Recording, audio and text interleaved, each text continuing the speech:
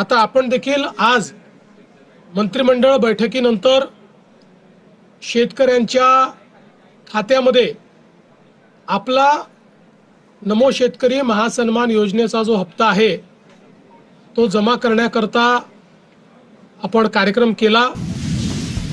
नमस्कार, शेतकऱ्यांसाठी दिवसभरातील महत्त्वाच्या ठळक बातम्या। कर्जाचा हप्ता वाढणार नाही, पण कमी पावसामुळे महागाई वाढणार।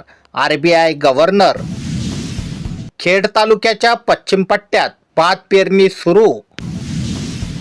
इंदापुरात शेतकरी पाण्यासाठी आक्रमक। खडकवासला कालव्याचे उन्हाळी आवर्तन न दिल्यामुळे शेतकरी आक्रमक। तुकोबारायाच्या पालखीचे 7 जुलैला प्रस्थान।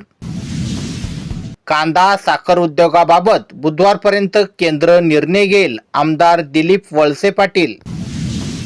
अमेरिकेत जैव इंधनासाठी सोया तेलाचा वापर वाढता। शेतकऱ्यांच्या खात्यांची कर्जमाफीसाठी तपासणी सुरू। घाई नको, पुरेसा पाऊस झाल्यावरच खरीप पेरणी करा, कृषी विभागाचे आव्हान।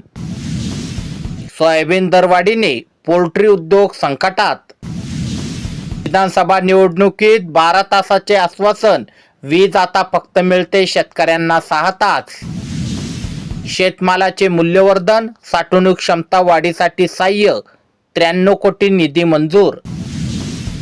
छत्रपती संभाजीनगर, गोंदिया, नागपूर, बीड या 4 जिल्ह्यातील 22,000 शेतकऱ्यांना दिलासा।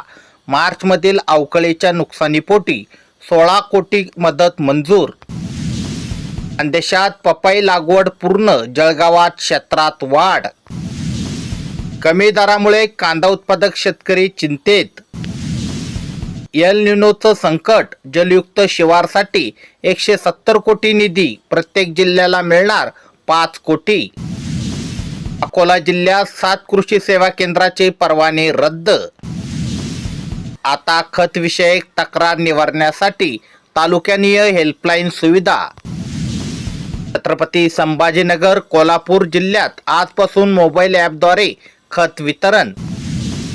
मान्सून गोव्यात दाखल, मान्सूनच्या पुढील वाटचालीसाठी पोषक हवामान।